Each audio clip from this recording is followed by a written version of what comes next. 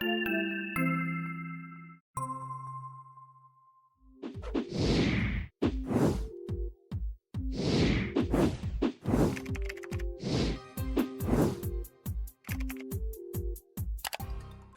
back, Richard. It's good to see you on this day of many celebrations. Holly celebrations. Yes, we're still right in the middle of Pride Month, where we kind of recognize the LGBTQ plus community. Right. But it's also Father's Day and it's also Juneteenth. Exactly. Everything seems to be happening at one time here. Yeah, everything's going on today. So we're going to kind of talk about, the fact that we're celebrating all of these things all at the same time, but yet at the same time, there's this recurring underlying theme that's pretty consistent across all the things that we're kind of recognizing right now. Exactly. When we looked at this week, every month you celebrate something. I mean, there are national holidays and days of recognition, and all of a sudden, June 19th happens, and we have Father's Day and Juneteenth, and it is June, so it's LGBTQI plus Pride Month, and so, geez, where to begin? And then it sort of hit us, that you have your choice of which one of these you want to celebrate. Okay. Celebrate which one you want to celebrate, but allow others to celebrate what they wish to celebrate. Right. There's no, if you just want to celebrate Father's Day and not, fine. If you want to celebrate Juneteenth and not Father's Day, whatever you want to do, because in 2 weeks, we have another big celebration on July 4th, where we celebrate the Declaration of Independence. And that's where Jefferson wrote life, liberty, and the pursuit of happiness. And it struck us that sort of that's what we're facing now, is that same thing, that we were all promised life, liberty, and the pursuit of happiness. And it struck us that this means life, liberty, and pursuit of happiness for everybody. Right. It's a big tent. And you realize that with what used to be called Gay Pride Month, it's now LGBTQI, but what was once called Gay Pride Month and Father's Day and Juneteenth, that's a big tent. There's room for everybody in there, and it hit us that, wait, we should all be celebrating this. You celebrate what you choose, and others can celebrate what they choose. There's room for everybody. Right, and we recognize that can be a little bit tough, during such trying times. I mean, there's still so much happening between, we hate to say it, but the pandemic is still going on. Still with us, right? I heard people talking yesterday about a new variant. I haven't looked into it yet, but it hasn't quite made its way to the United States yet. But there's still people, contracting coronavirus and dying. Exactly. Yeah. We surpassed the 1 million mark months ago. Yeah. And but there all these other things, between climate change, the stuff going on in the Ukraine, of course, and mass shootings. We've talked about that last week. So there's something going. There's so many things going on that you can understand how it would be difficult to think about celebrating. That's right. So we see these celebrations, and we want to be tolerant, but man, these are tough times. I mean, none of us lived through the Depression. Most of us don't remember World War II. Those were tough times. So I don't know, but these are very troubling times. There's as you say, the pandemic and global warming and Ukraine and shootings and inflation, and there's constant news channels of keeping people. All this stuff gets people stirred up. So, but the other thing is, besides us living through troubling times, when you talk to people, many people are complaining about, I just feel a little bit off. I just don't feel right. They talk about, I have aches and pains, and it's not just the aches and pains of aging and osteoarthritis and arthritis, but people are just saying that I just don't feel good. Or others will say, I feel like I have this brain fog. We've talked many times about the anxiety and the fatigue that Is it because of long COVID? Is it because of of inflation? Is it because, who knows? Who knows? But you just have people talking about feeling a little bit off. Right. Yeah. And let's not leave off, the topic of our podcast last week, which was anger, and how, a lot of times all of these feelings and emotions and everything kind of get thrown into this funnel. And at the bottom, the only thing that comes out is anger. But there's lots of other emotions and feelings and things that people are experiencing that come out as anger. Yeah, we talked about the funnel theory of anger, where, as you say, we have these many different feelings. There's over 300 different emotions, but somehow they seem to get dropped into a funnel, and we say, well, I'm angry. I was angry. I was this. No matter what the emotion was, it seems to come out as anger. Now, don't get me wrong. We got plenty to be angry about. I'm angry that I had to get some not flavored water, carbonated water, fizzy water. And all of a sudden it's like $1.50 or $2 more than it was just a few months ago, So I'm angry that I have to spend $6 for something. What about, am I angry at the gas pump? Yeah. But I told my sister the other day, look, the reason gas is high is because of the war in Ukraine. Well, in this country, we're allowed to call it a war. The invasion of Ukraine, which suddenly made gasoline prices shoot up. But I'll tell you what, if I only have to pay $1 a gallon more for gasoline to support Ukraine, I'll happily pay that. Okay. I mean, it's gone up because of that war, and if that's the most that it costs me, when I think about what that country's going through, I'll pay $1 more a gallon to support them.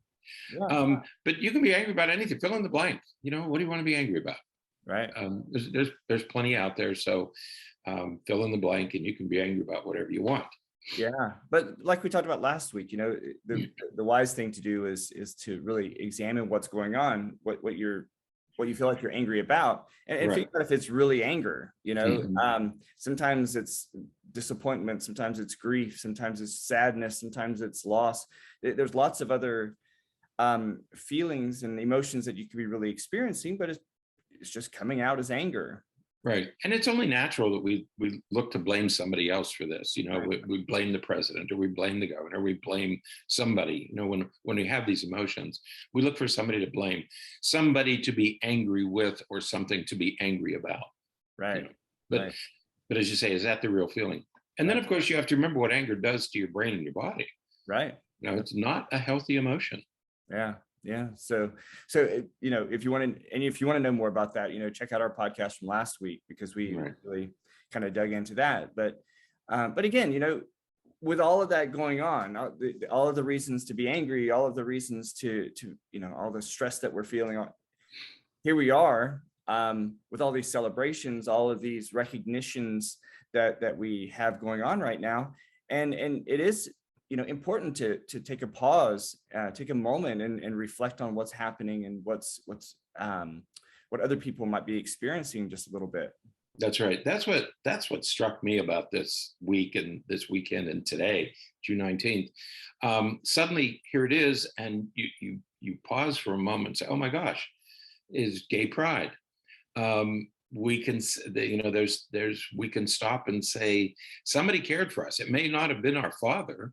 Right. But somebody did. Okay. So somebody cared for us. And Juneteenth is the real end of slavery. And as most people know, slavery continued a little longer than it should have in some places. So Juneteenth is celebrated as the real end of slavery. And so we have reason to feel more than just anger. I mean, this day gives us pause to feel more than just anger. Right, absolutely. So we can even if we can't trace our roots back to Africa, we can and we don't understand perhaps the trials and the challenges that so many people had. We can find happiness in the fact that some people lived through that and were able to come out and have families, and that they did what they needed to do to end slavery across the United States. in some of the states that we didn't think that it would ever end, you know. Right. But it did finally end. We can find happiness about that. We can find happiness that, you know, even if it wasn't our biological father, that there was a person in our life, whoever that person might be, that person did care for us, that person did take care of us and try to nurture us as we grew up. And even with Gay Pride, you know, again, there's very few things that elicit as much emotion these days as, you know, as gay rights, the rights of those in the LGBTQ plus community. But, you know, we can find happiness in the fact that, you know, those people are working hard to you know, have their rights recognized, that they are, you know, and it's come a long ways from where it started, but that they have, that they're working and they're gaining their rights and recognitions and safety, for goodness sakes, much more than they had in the past. That's right, because we tend to think of, well, whether it's June, you know, Berney, I have to confess, I didn't know about Juneteenth until fairly recently. I mean, I was an adult before I knew about it. So it wasn't recent. I mean, as we said, we don't trace our roots to Africa. So there's a lot that we can't know about that celebration, but we can celebrate that slavery ended. I mean, it really ended. Okay. Same with Father's Day. None of us had an ideal childhood, but, and many of us didn't have the father that we wanted. But as we say, it's the father that you had, but it doesn't give you the right to remain angry. It doesn't give you the right to, you know, to poison us. And then with Gay Pride, again, this isn't recent.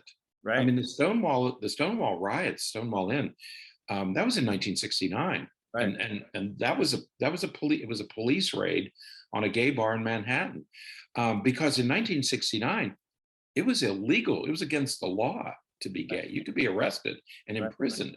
Think about that for a moment. You know, it was illegal to be who you are, you know. So it's not new. Gay Pride Month is not new. It was designated by President Clinton in 1999.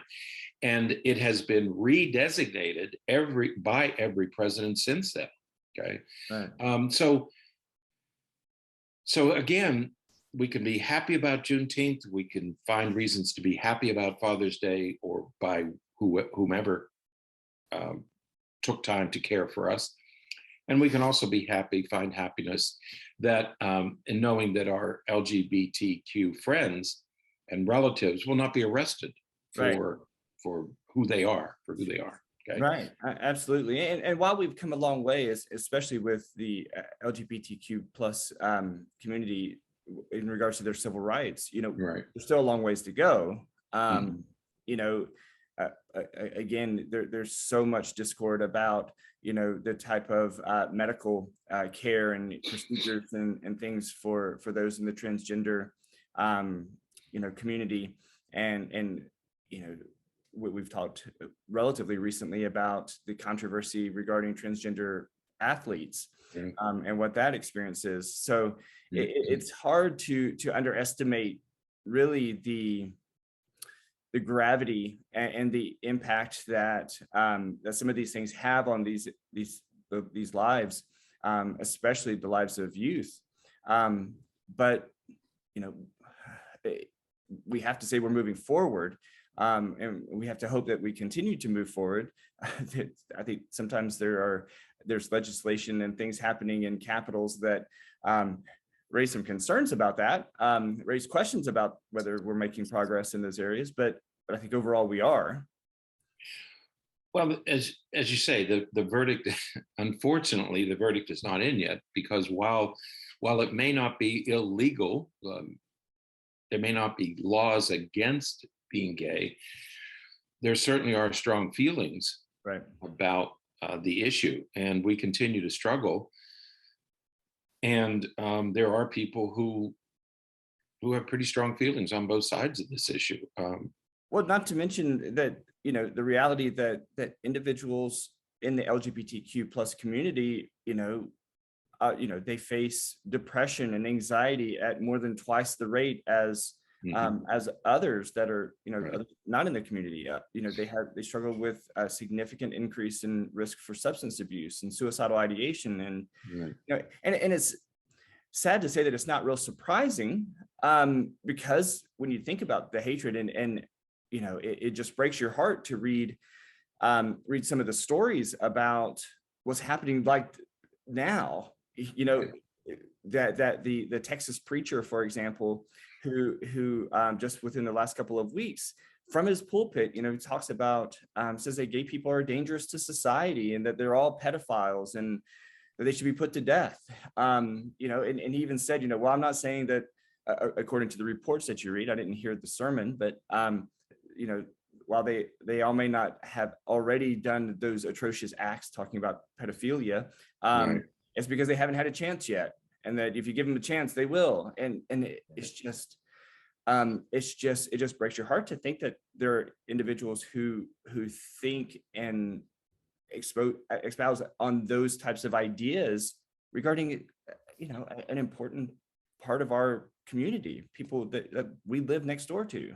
Yeah, family members, friends. I mean, Yeah. we're not talking about aliens from another planet or who have dug their way out of the soil. These are people we're related to. They're people we're friendly with. They're our neighbors. They're our family members. And for anybody to say they should be put to death in these days where we have 10 mass shootings a week, imagine the juxtaposition of those two things, that anybody, regardless of what position they might hold, would suggest that anybody should be put to death, because that, again, it opened in these days of 10 mass shootings a week. Those are pretty alarming words. And whether the issue is abortion or gay rights or integrate, it doesn't matter what the issue is. You have these very strong feelings. So, but regardless of where you stand on the issue of rights, let's go back to 1969. Right. Again, let's start with that. Why were people against gays? Why were there laws against being gay? Well, Right. for the same reason that there were laws against, I think, for the same reason that there were laws against mixed race marriages. I mean, Right. it was a time when it was illegal to marry somebody of a different race. There were also laws prohibiting integration. Right. Certainly fostering segregation, but also laws prohibiting integration. And we remember the struggles of the civil rights movement in the 1950s, 60s, and 70s. All of these things, all of these laws, all of these feelings are about fear. Right. I think you can distill it. We distill many emotions to anger. But in a word, these things are all about fear. When I hear a preacher saying that people who are gay are a danger to society, they're going to they're pedophiles, they're going to do bad things to us. That's based on fear. It's a fear of those who are different, and it's a fear of those that we don't understand. Yeah. Yeah. And this, I think it's the same as it relates to race issues related to race. Right. And I think that there's a lot of fear when you think about how people from Mexico and our Hispanic Latino families in general, how they've been depicted at times in the relatively recent past, that those who come from those who come to the United States from Mexico are rapists and they're murderers and all of those kind of things. And you think that, again, it all instills fear, and that fear just fosters this, in many ways, it just fosters this culture of violence. And Right. it's like, well, you got to do what you got to do to protect yourself. And, we've talked about this many times before, but it's why we end the podcast the way we do every week. The fear is there. So sometimes we have to forget to be afraid. That's right. You advise every week that we end the podcast with "and forget to be afraid." Okay. And there's a reason you chose that phrase. Okay. Yeah. And you're right. In the past, probably 10 years in our country, everybody is aware that certain types of immigrants are welcome in this country and certain types are not welcome. Right. Everybody's aware of that. And that's all based on fear that if we let them in, something bad is going to happen. Well, Yeah. go back 200 years, because this is not new. I Right. mean, we were afraid of the Irish, and we were afraid of the Chinese, and we were afraid of the attack. We've been afraid of every group of immigrants coming in. There's nothing different about the fear that we have for today's unwelcome immigrants. But it's all based on fear that something bad is going to happen. And yet, amidst the fear, amidst the anger, maybe there's cause for optimism. And we found this article in Psychology Today entitled "The Meaning of LGBTQ plus Pride," and subtitle is "The Purpose and History of Pride."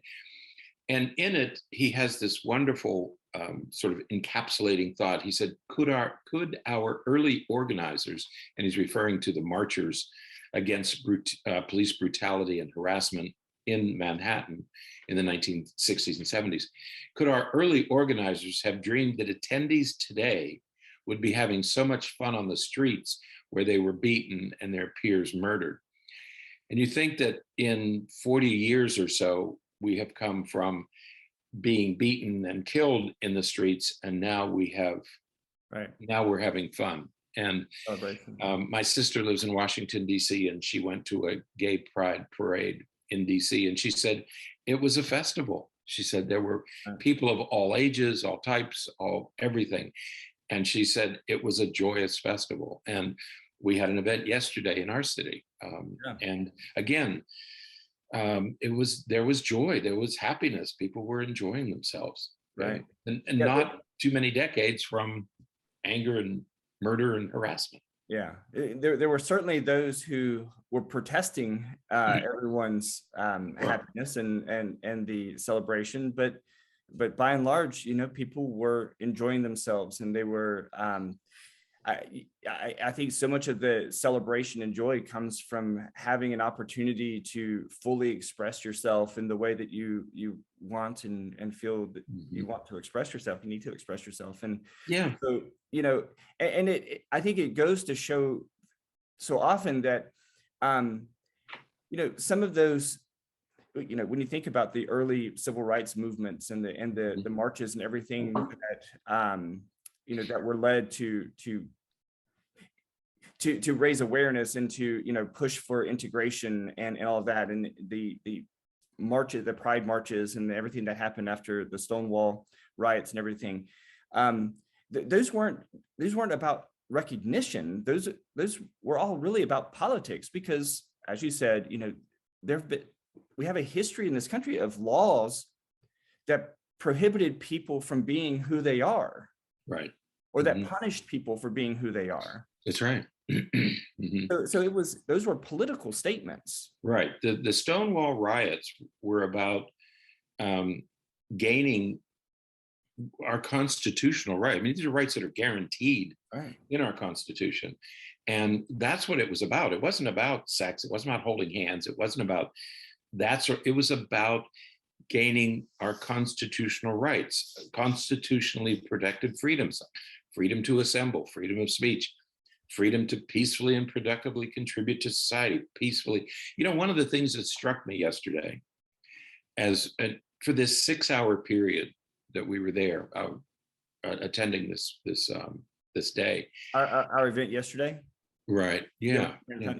Right. We were there representing our practice, and but you could see the joy in same-sex couples holding hands in public. Yeah. And I thought, man, what a relief that must be, to be able to hold hands with the person you care about, not be criticized. Nobody looked askance. Nobody was nothing. It was so nice. And I thought, man, it must be such a relief for individuals whom we know. I mean, these are people who live here, and you don't typically see that, but you saw it yesterday. And I thought, what a blessed relief it must be for them to be able to be together and be who they are in public. Right. There was nothing untoward. There was nothing offensive about what was going on. There was nothing sexual or prurient about it. They were just people enjoying their lives.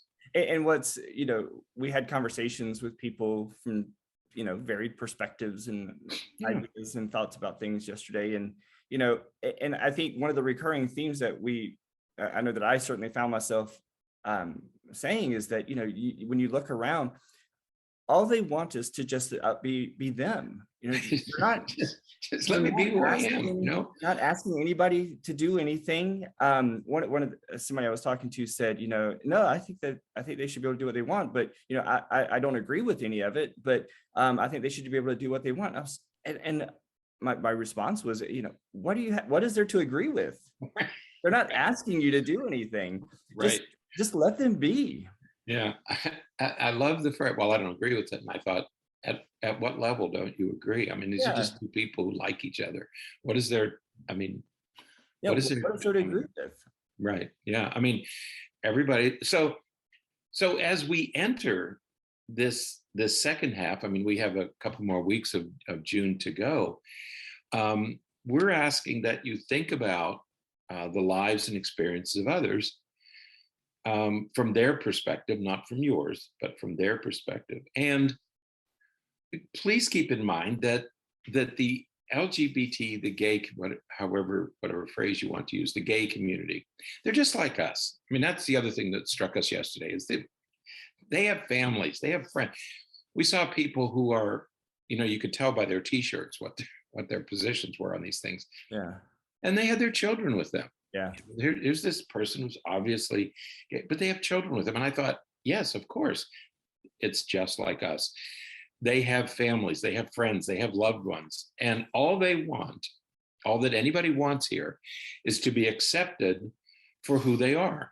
Right. Even if they're different, even if their hair looks different or their clothes are different, everybody wants to be accepted for whom he or she is. And to be free from discrimination and hatred. And that's the other thing. It doesn't matter what I agree or disagree with. I have no right to discriminate or to hate or dislike or even question what others are doing. Nobody hurt me. I wasn't hurt in any way. I was not offended in any way. I thought it was a joyous day. It was a happy, fun-filled day. I mean, we had 6 hours of happiness and joy. Okay. And these things, to be accepted for who we are and not feel discrimination and hatred, those were promised to us in the Declaration of Independence, later guaranteed in the Constitution.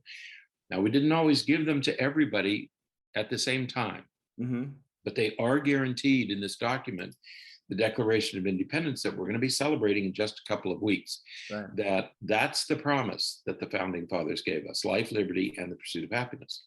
Absolutely. So, again, as we're wrapping up and we're thinking about, all the things that are happening today and over the next couple of weeks between, Father's Day and Juneteenth and LGBTQ plus Pride Month, it's good to just pause a minute and reflect, kind of take a brain break and just, think about your own, the pursuit of happiness. We really emphasize that. Some people emphasize that, and people even talk about having the right to be happy. Well, if you have the right to be happy, so does everybody else. That's right. As long as my pursuit of happiness does not infringe on your pursuit of happiness, then we're all good. And so why is one person's pursuit of happiness right and the other person's pursuit of happiness wrong? Yeah, it's like when I go back and I think about Jefferson. I mean, I know all the history about that, but life, liberty, and pursuit of happiness. If you look like this, right, you get all those things. If you're like me, you give all the, unless you're brown. That's not stated anywhere. Okay, it's not conditional. Right. You have a right to all of these same things. Okay, right. And it feels good to be able to choose. Yeah. I think we'd all agree on that. There's much to be happy about. It feels good to choose, and it's good to know that my choices will be accepted by others, that I will be taught whatever I choose will be accepted by others. And it is important, and I think that people get stuck there sometimes because, when we talk about accepting that others are making the choices that they want to make in their life. Right. There's a difference between accepting it and approving it. You may not approve. You may not be like, I wouldn't choose that. I don't want that. But you can accept the fact that somebody else, I accept that that's your right. That's right. I wouldn't choose it for me. Right. Okay, that's not what I would choose. But I'm not going to in any way limit your ability to choose. Right. Okay. And it's that way with so many of our rights, so many of the Right. things that, my goodness, have become so politicized. Mhm. The right to do this or the right to do that. And we're not talking about giving anybody the right to directly harm somebody else. Right. That's right. We're talking about the right for somebody to choose something that's a personal choice, a personal way to live. I can accept that. We can accept that. We don't have to approve of it. We don't have to put our stamp of approval and say, I endorse this. I think it's a great idea. Right. But we can say, I accept that you have the right to do that. That's right. You make a good point. So it's sort of the flip side of this issue. And that is that if you hurt somebody, it doesn't matter what you look like. It doesn't matter what your orientation, none of that matters. Doesn't matter how old you are, doesn't matter what your color. If you hurt somebody, none of these things matter. Okay? Right. And so they shouldn't matter. Right. Absolutely. So, yeah. So it's good to know. And it's the reason I'm optimistic is that hopefully as we move forward, it's good to know that other individuals and particularly government officials will not threaten my right to choose. I mean, that's there is some comfort there. And I hope, and we can only hope and perhaps work toward a time when our choices won't be limited. Right. By anybody, by other citizens or by government officials, that we will all maintain our right to choose to be who we are and to pursue life, liberty, and pursuit of happiness. Absolutely. And as you've said a couple of times today, that, as we wrap up this month, LGBTQ plus Pride Month, we're going to be celebrating the 4th of July, the Declaration of Independence, and then and later the Constitution, of course. And let's take the time and opportunity to pause and just promise that let's be tolerant of others, even if they're different, but just accept the reality that we live in a world of difference, and that we're all different in different ways. Let's be tolerant of that. Let's accept that and move on instead of focusing on all of this. Let's find some ways that we're the same. And one of the ways that we're the same is we just want to be happy. Right. That's right. That we at least be able to pursue happiness. Right. It should be, we may not get there, but we were given the right to pursue happiness. Right. Yeah. Yeah. Go ahead. So each week we end with, and forget to be afraid. And this week we might add, let's forget to be angry. Let's forget to be angry as well. Okay, forget to be afraid. You don't need to fear anybody. And let's also forget to be angry. Good time to pause and reflect. In schools, we call it take a brain break. We teach our kids, take a break when you're getting too tired. Take a brain break. So maybe it's time for all of us to take a brain break and to rejoice in what is happening, what is good. Absolutely. So, all right. So enjoy your day. Enjoy the however you choose to celebrate it, and whatever you choose to celebrate. Enjoy your day. Enjoy your weeks, and we'll be back next week to talk about some other stuff. Okay. All right. So with that, we'll wrap it up. So until next time, stay happy, stay healthy, and forget to be afraid, and forget to be angry.